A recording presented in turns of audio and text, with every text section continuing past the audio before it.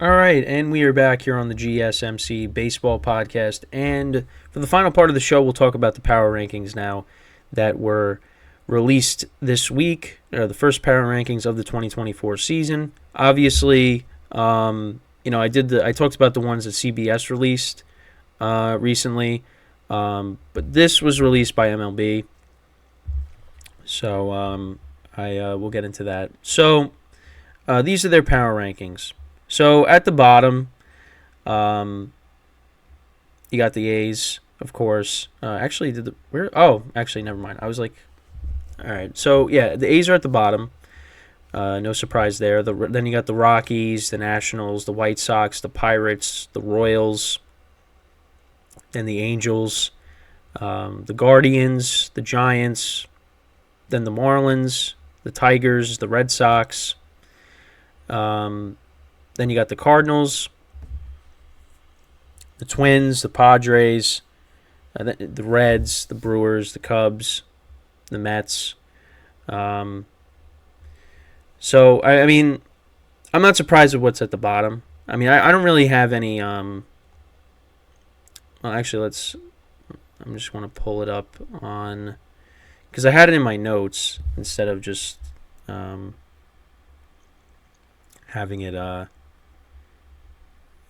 actual article out. But, yeah, so the inaugural power rankings. So, yeah, I just listed all those teams. So, yeah, then it's 17 Twins, Padres, 16, Reds 15, Brewers 14, Cubs are 13, Mets are 12, Mariners 11, Blue Jays 10. Diamondbacks are 9th. Yankees they got at 8, Rays at 7, Astros at 6. And then the top 5 is the Phillies, the Orioles, the Rangers at 3, Dodgers at 2, and the Braves at 1. So they actually, okay, because this is where I was kind of complaining a little bit, is on the CBS power rankings, they had, the Rangers were lower. I thought they were disrespecting the Rangers. Actually, let's see if I can find those. Yeah, this is from December 11th. So... I don't know if it's changed, but yeah. Oh yeah, they've changed a little bit. Actually, yeah, they got the Rangers at 8 on here. The Blue Jays are at 9, Diamondbacks at 10, Twins at 11. Yeah, so the top 5 is the Phillies, the Yankees, the Dodgers, the Astros, and the Braves. And then on these power rankings, now it just went away on the app. Oh, wait, never mind. Here we go. The top 5 here is the Phillies, the Orioles, the Rangers, the Dodgers, and the Braves. Honestly, I'm fine with I like these power rankings better. Because I don't know if I could put the Yankees in the top 5. I mean, cause I know they got Soto, but, again, they need help with their pitching. The pitching is the issue. Now... What team deserves the top spot? Is it the Braves or is it the Dodgers? I mean, I probably still put the Braves, just because I feel like... So let's actually look at their projected lineups for next year. Well, for this year. So we'll look at the Dodgers' projected 2024 lineup. So their lineup is going to be... So you got Betts, Ohtani, Freeman, Will Smith, Max Muncy, James Outman, Chris Taylor, Jason Hayward, Gavin Lux. Again, solid lineup, of course. I mean, you got Ohtani, Freeman, and Betts at the top. That's going to produce a lot of runs. And then let's look at the Braves' projected lineup for the 2024 season. So... Acuna, Albies, Austin Riley, Matt Olson, Marcell Ozuna, Michael Harris, Sean Murphy, Jared Kelenic, who they acquired from the Mariners, and then Orlando Arcia. The Braves lineup is better. It is deeper. That's why I probably put them ahead of the Dodgers still, even with the Dodgers adding Ohtani and Yamamoto. But it's close. It's close. But I would probably put the Braves still ahead of the Dodgers. But I mean they're 1 and 2. And I like that they're actually giving in MLB's power rankings. I like that they're actually giving the Rangers respect. Like, hey, this team won the World Series. They should be getting that respect. But we'll see what happens because obviously the pitching is going to be maybe a little different because who knows if the Rangers are going to bring back Montgomery. I feel like they should, but he could be heading elsewhere. And again, you had some young players that produced last year. For them in the postseason. Their lineup is... Adolis Garcia had a great postseason. Corey Seager, obviously, World Series MVP. The Rangers, they're going to be good again next year. This year. I keep saying next year. This year. I know the Astros will have something to say about it, but, those teams should be good again. Orioles, obviously, with their young core. They're going to be without their all-star closer. That's why they brought in Craig Kimbrell, which, that could hurt them in some games late. But they're going to be good. The Phillies, of course, aren't going away. My Yankee bias, I'm going to put them ahead of the Rays. They got the Rays at 7. I put the Yankees at 7. But I'm fine with them being outside of the top 5. Because right now, like if you look at, with the rotations. Like the Braves, obviously, we talked about their rotation. The Dodgers, we've talked about them. The Rangers, we'll see if they end up bringing back Montgomery. The Orioles, the pitching, that was one of their issues. But also, now, but their lineup it was good last year.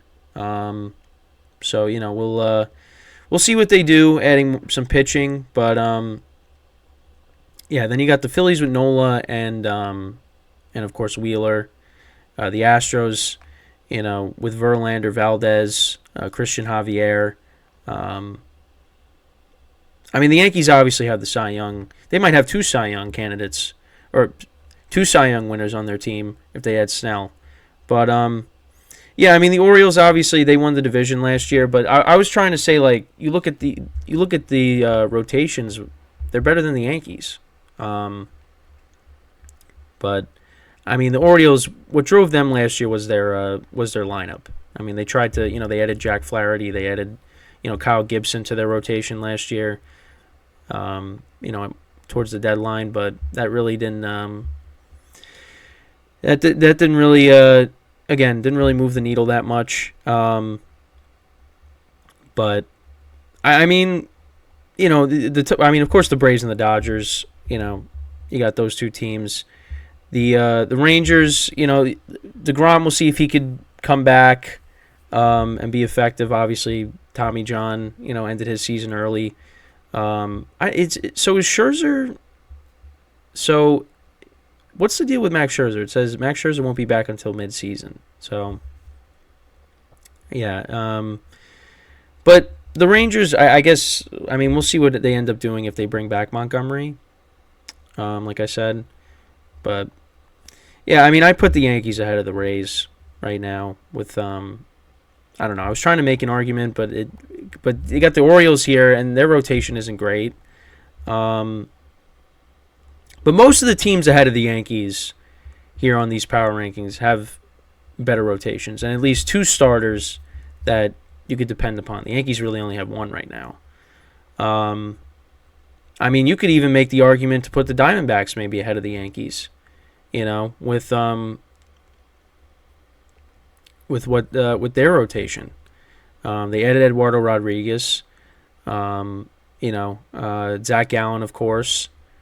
So, we'll see. And then, of course, Merrill Kelly as well. Maybe put their rotation. The Blue Jays rotation, too. Their Blue Jays rotation is a good rotation as well. But, the Yankees with their lineup, with Judge, with Soto, it makes sense. Then, of course, you got all these middle-of-the-pack teams. The Mariners, the Mets, the Cubs, the Brewers, the Reds, the Padres, the Twins, the Cardinals. Those teams are going to be part of that playoff bubble conversation. We saw how how the season ended last year. I mean, it just came down to the wire with these wild card spots. So I think all those teams are going to be competing, for those playoff spots. I mean, the Cardinals had a rough year. We'll see if they can bounce back. I mean, then you go from like the Red Sox down. I mean, the Marlins, they made the playoffs last year, but we'll see if they are able to repeat that. The Giants, I mean, we keep hearing if they're going to be trying to go after all these big free agents, but is it going to end up happening? Who knows? And they got the Pirates listed at 26, and Andrew McCutchen came out and said like the rebuild is over, and that they're ready to compete. Yeah, I don't know if that's going to end up happening. So, but we'll see. I mean, obviously, this is what it is at the beginning of 2024. Obviously, when we get to the regular season, it's gonna change a lot. Teams are gonna be moving up and down.